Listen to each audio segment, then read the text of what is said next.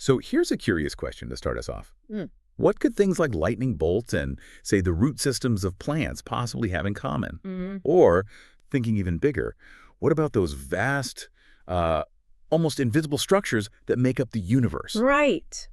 Welcome to the Deep Dive. Today, we're digging into a stack of your sources, articles, research, even your own notes, trying to pull out the key insights. Yep.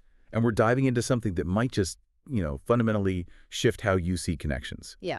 Connections between tiny biological systems, entire galaxies, and even human civilization itself. That's the plan. We're hunting for those aha moments, really exploring this universal pattern. A pattern. Yeah, one that repeats across all sorts of scales. It shows this profound, efficiency in how nature designs things. Okay. And then we're going to turn that lens back onto ourselves, which might get interesting, maybe even a little uncomfortable. Intriguing. So let's start with this first big idea from the sources. Yeah.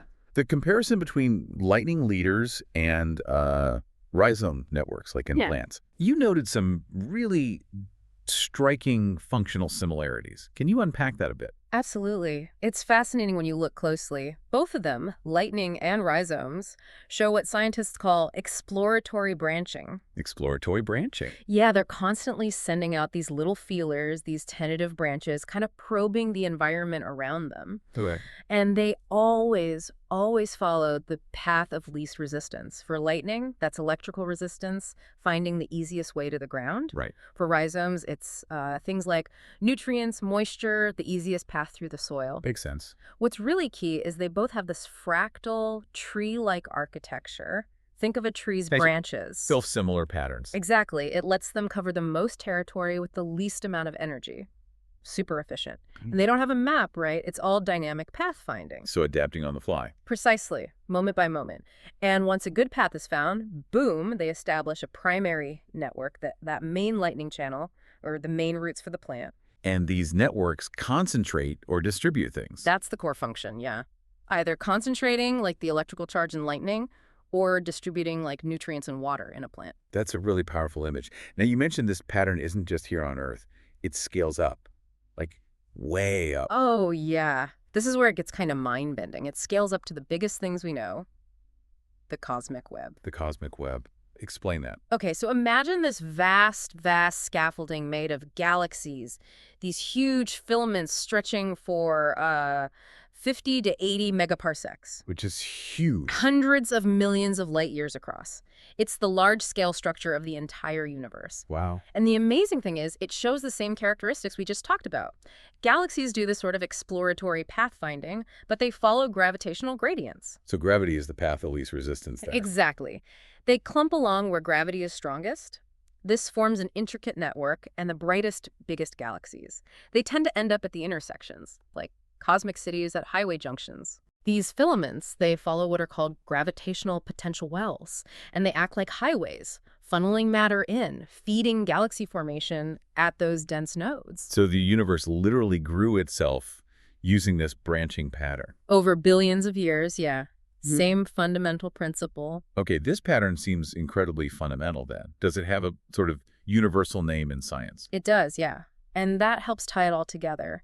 There are a few related terms, but probably the best known is dendritic patterns or dendritic networks. Dendritic. From the Greek word for tree, dendron. And these patterns are just, ubiquitous in nature. Everywhere. Neurons in your brain, river deltas, coral reefs. But so many examples. Yeah. You also hear fractal branching because of that self-similarity repeating at different scales. Right.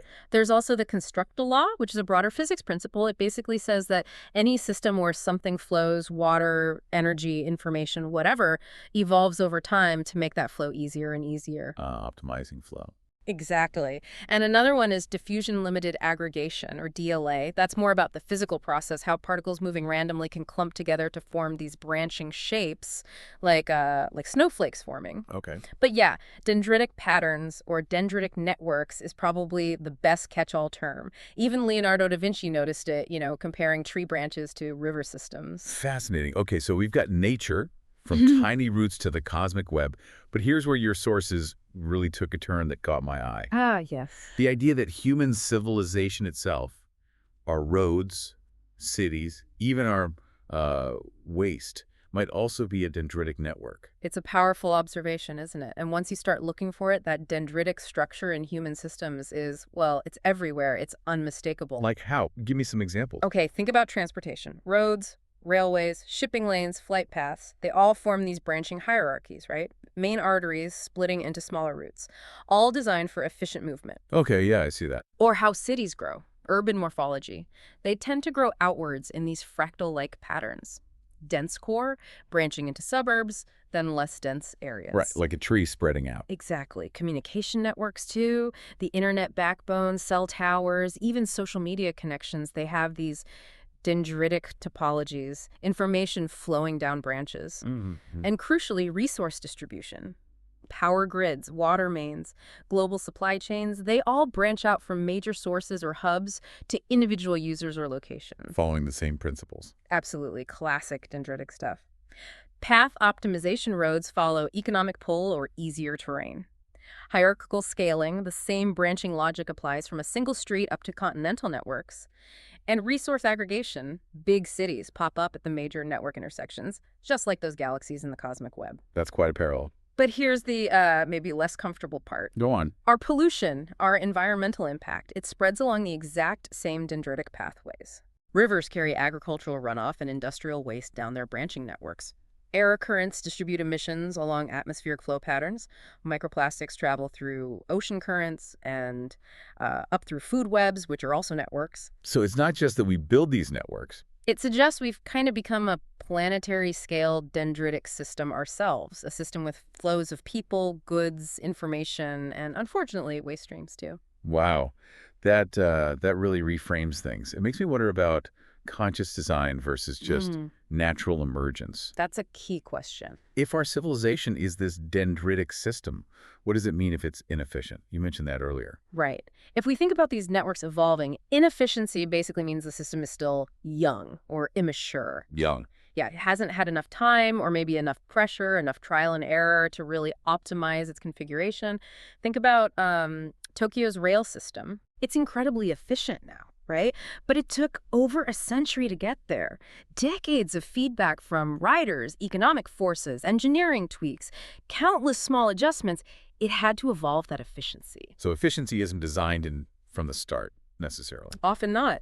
It emerges. You need real costs to being inefficient. You need clear feedback loops so the system knows what's not working. You need ways to actually make changes.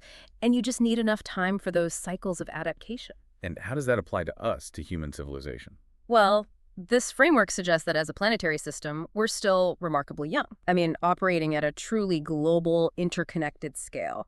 It's only been happening for a few centuries, maybe less. Relatively speaking, yeah, very young. So our global economic systems, our political structures, how we extract resources, our information networks, they all show signs of this immaturity. They often have massive inefficiencies. Why? Why are they still inefficient? Because the feedback loops for planetary scale problems like waste or resource depletion are often really long and diffuse. It takes a long time for the consequences of actions in one part of the network to be felt strongly enough elsewhere to force a change. So things like climate change or running out of resources. You could see those as the selective pressures finally kicking in. The consequences are becoming undeniable. They might be what forces our global dendritic networks to mature, to find more efficient, sustainable configurations. You described us as, what was it, a planetary slime mold? Huh. Yes, that's one way to put it. A giant slime mold that's spread everywhere but hasn't quite figured out the optimal long-term way to connect all its parts efficiently without, consuming its own nutrient base. That's vivid. Beyond the big examples, your sources mentioned other systems, other organisms that evolve these networks unconsciously. Oh, absolutely. There are tons of examples. Mycelial networks, those huge underground fungal webs. Like the Wood Wide Web. Yeah, exactly. Can span enormous areas. Bacterial biofilms, how they form complex communities, ant colonies laying down trail networks, coral reef ecosystems building structure, termite colonies constructing intricate mounds. And none of these have a central planer. Nope. It all emerges from the bottom up. Individual components, fungi, bacteria, ants, just following simple local rules, like follow the pheromone trail, or grow towards nutrients, or deposit material here. And out of that, you get these complex, branching, hierarchical networks. The slime mold example you mentioned was particularly striking. Physarum polycephalum. Oh, the Tokyo experiment. Yes, that's a classic. Tell us about that. Okay, so researchers took a slime mold culture, and around it, they placed little oat flakes as food in positions that perfectly mirrored the major cities and towns around Tokyo. Right, setting up the problem. Exactly. Then they just let the slime mold do its thing. It grew outwards, exploring, putting out these tendrils called pseudopods. Trying to find the food? Yep. And over time, it formed connections between the oat flakes and the network it created. Was like the railway. It was almost identical to the actual highly efficient Tokyo rail network. This, brainless blob of goo basically recreated a masterpiece of human civil engineering. Oh. Pure physical optimization. It sends out tendrils everywhere initially. When a tendril finds food, the slime mold reinforces that pathway, making it thicker, more robust, pathways that don't lead to food or are inefficient. They get retracted, they wither away. It's constantly optimizing its network to transport nutrients internally with minimum effort. So this mindless organism validated decades of complex human planning. Pretty much. It really highlights how effective these simple, decentralized optimization processes can be. And it even offers insights for maybe designing more robust technological networks like communication grids or supply chains. That is just fascinating. If only we could, replicate the way of thinking that allowed the railway designers to mimic nature's efficiency like that. But see, that's the beautiful irony. How so? The railway designers didn't consciously mimic nature or the slime mold. They weren't thinking about dendritic patterns explicitly. They weren't. Not really. They were solving the exact same fundamental optimization problem as the slime mold, just using completely different tools and facing different constraints. Okay, explain that. The Tokyo rail system evolved over decades, right? Driven by incredibly complex factors: economics, population density, passenger flow, land costs, geographical barriers, engineering challenges, political decisions. Right. Human factors? Human factors, conscious planning, engineering calculations. The slime mold, on the other hand, was just following its basic biological programming. Find food, minimize energy use, grow, reinforce good paths, retract bad ones. So how did they end up with the same answer? Because fundamentally they were both solving the same mathematical problem. How do you connect multiple points in space efficiently, minimizing the total cost, whether that cost is track length and construction expense, or biological energy and travel time for nutrients? So the optimal solution just emerges. It seems like for certain types of network problems, the optimal or near optimal solutions are almost inevitable given the constraints. They emerge from the physics and mathematics of the situation, not necessarily because someone cleverly copied a slime mold or a tree. Nature isn't showing us a better way to think, it's showing us the result of optimization under constraints. We bump into the same solutions because we're bumping into the same underlying mathematical realities. That shifts the perspective again. So when we see dendritic patterns in human systems, it's not mimicry, it's convergence. Convergence is a great word for it. Yeah. Different processes arriving at similar solutions because they're solving similar underlying problems. Okay. This leads us to another, maybe more provocative idea from your notes. The metaphor for humanity's impact as planetary eczema. Ah, yes, that one. Tell us about that. You described it as pesky, somewhat ingenious bacteria, hard, crusty spots connected by veins, glowing red and inflamed at times. Not a critical threat. Yeah. A brief itch. It's a deliberately darkly provocative metaphor, isn't it? But I think it captures a few things quite well. Like the time scale. Exactly. The planet's been around 4.5 billion years. Our entire species, Homo sapiens, maybe 300,000 years, our industrial civilization, barely a couple of centuries. On that timescale, we really are just a brief itch on the surface. And the bacteria spreading part. That connects back to the dendritic networks. We've become incredibly good at spreading along pathways, colonizing surfaces, extracting resources locally, like bacteria spreading across a petri dish or, well, skin. And the inflammation. Our pollution hotspots, our conflicts, our brightly lit cities burning energy all night, you could see those as the inflamed patches, the red, angry spots of this planetary condition. The suburban sprawl is maybe the chronic low-level inflammation. It definitely paints a picture of us as superficial, not fundamental to the planet's core processes. From a deep-time geological perspective, potentially yes. We're a surface phenomenon, highly dependent on relatively fragile surface conditions. That's a humbling, if slightly disturbing thought.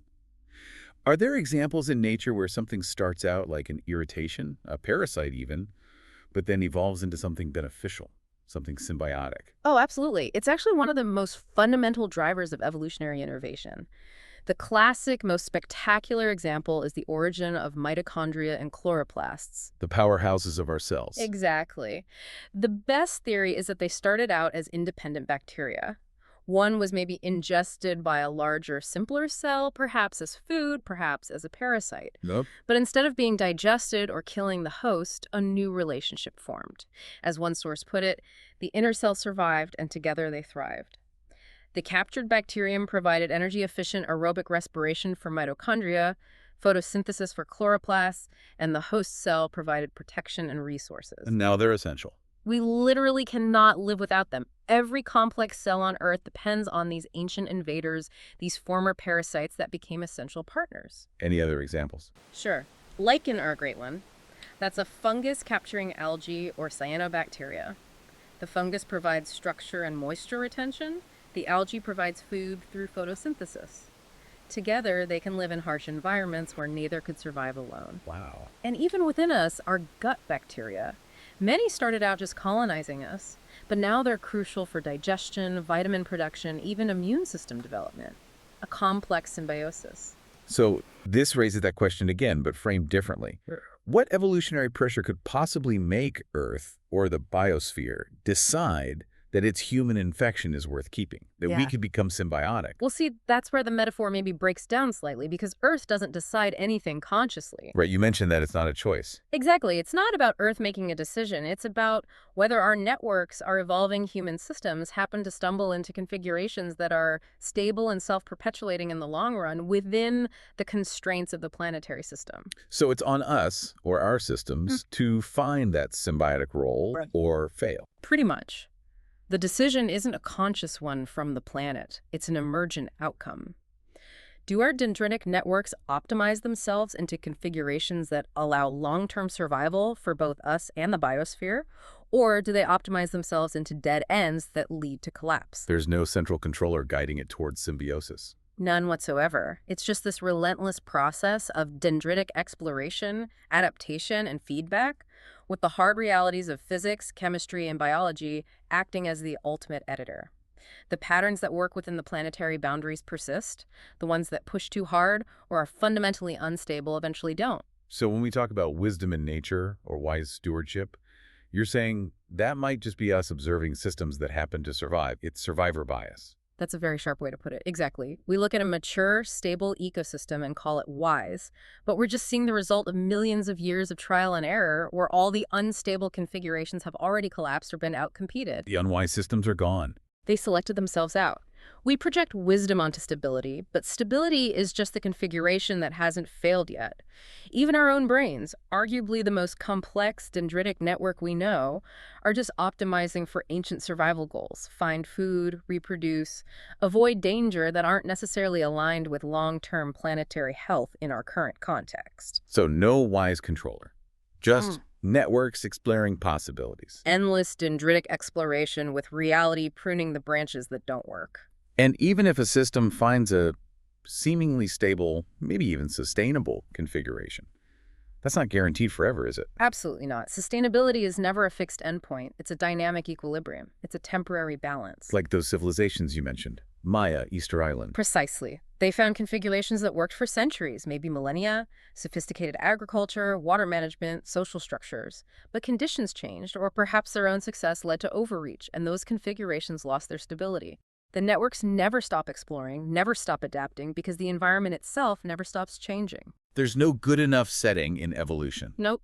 It's just differential survival and reproduction under constantly shifting constraints. A sustainable configuration today might be unstable tomorrow if the climate changes, or a new competitor arrives, or a key resource runs out. It's always in flux. Let's circle back to this idea of efficiency.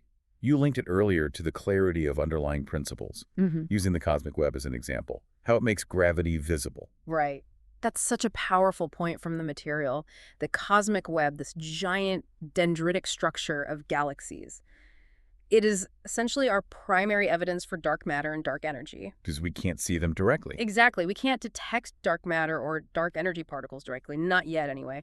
But we see their gravitational effects written large across the cosmos in the way galaxies are arranged, in the way they move, in the very structure of that web. So the network reveals the invisible forces shaping it. Perfectly put. It's the ultimate example of efficiency as transparency.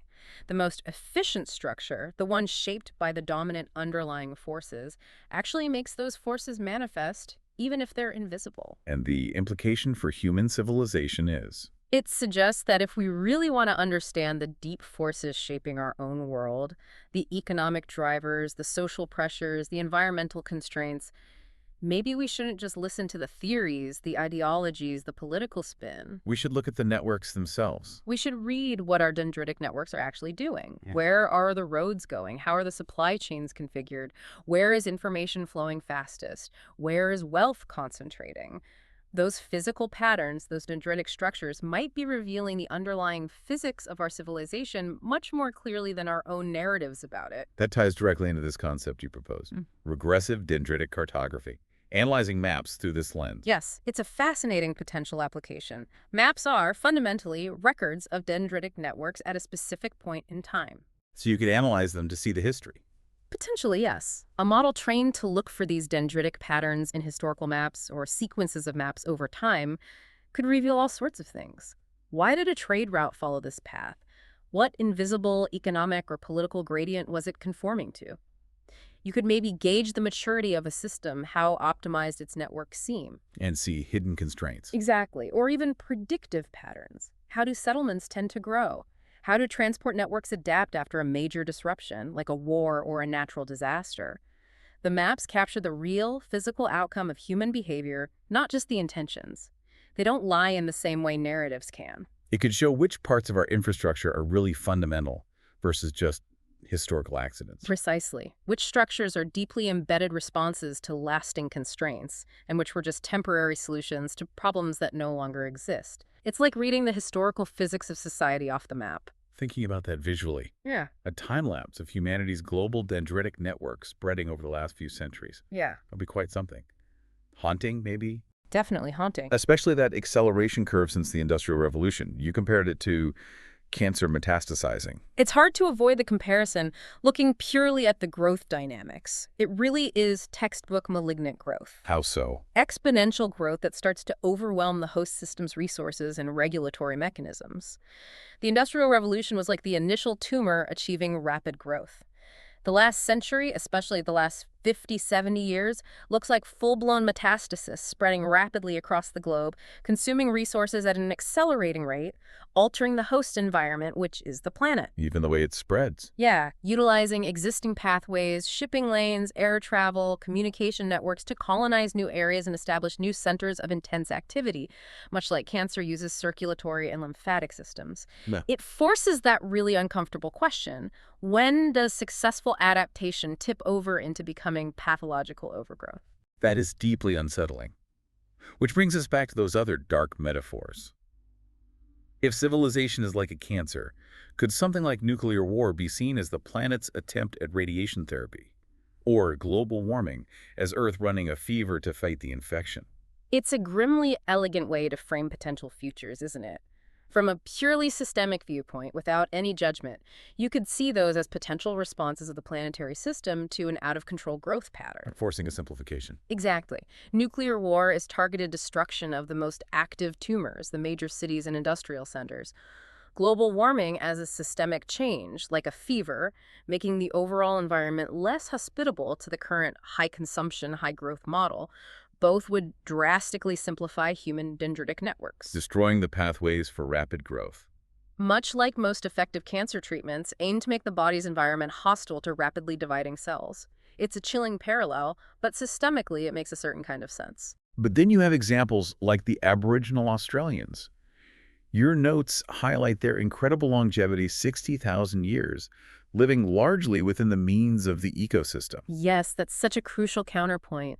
It demonstrates that long-term, relatively benign human presence is possible, It's not inevitable that human societies follow that exponential consuming path. How do they manage it? It wasn't a passive state. It required constant, active cultural work, sophisticated knowledge of the environment, practices like controlled burning that actually enhanced biodiversity, strong social structures, and, crucially, cultural mechanisms that seem to have actively resisted the kind of accumulation and exponential growth that often comes with agriculture and technological acceleration elsewhere. So it was a conscious choice or a cultural achievement to not follow that malignant path. It seems that way. An ongoing practice of living with the environment, adapting to it, rather than seeking to dominate and remake it wholesale. A 60,000-year track record is astonishing. But that experiment was ultimately disrupted. Tragically, yes. Disrupted in just a couple of centuries by contact with what, in the context of our earlier metaphor, you could call a more malignant variant of human civilization, one driven by exponential growth, resource extraction, and expansion, which simply couldn't coexist with the older, slower, more integrated model. Which raises another bleak question. Do the faster-growing, more aggressive forms inevitably outcompete the more benign ones? That does seem to be a recurring pattern in both ecological and human history, unfortunately. Systems geared towards rapid expansion often displace systems geared towards long-term stability, at least in the short to medium term. Whether that's sustainable globally is, of course, the big question we're facing now. So we've covered a lot of ground here. We've seen how these fundamental branching exploratory network patterns show up everywhere. From lightning bolts to the cosmos. Right, and how they govern tiny biological systems and the grandest structures we know, and then how human civilization, maybe uncomfortably, fits right into that same picture. We talked about how efficiency emerges, often through time and pressure, not just design. Yeah, how systems mature or fail to. And we've definitely touched on some of the profound and sometimes unsettling implications of seeing ourselves as part of this vast, amoral, constantly evolving flow. It feels like this deep dive really underscores that these patterns are fundamental. They're writing themselves into the landscape, into our societies, whether we recognize them or not. Absolutely. They're just there. And we have a choice, maybe. We can ignore them, pretend we're entirely in control, or we can try to read them. Try to understand what they're telling us about the real forces shaping our world, shaping our future. Maybe the real wisdom isn't in trying to impose our will on the networks, but in understanding that we and our plans are just part of the network's endless exploration, learning to work with those flows rather than constantly fighting against them. A humbling thought. The networks just keep flowing. The patterns keep evolving. And eventually, yeah, something else gets a turn.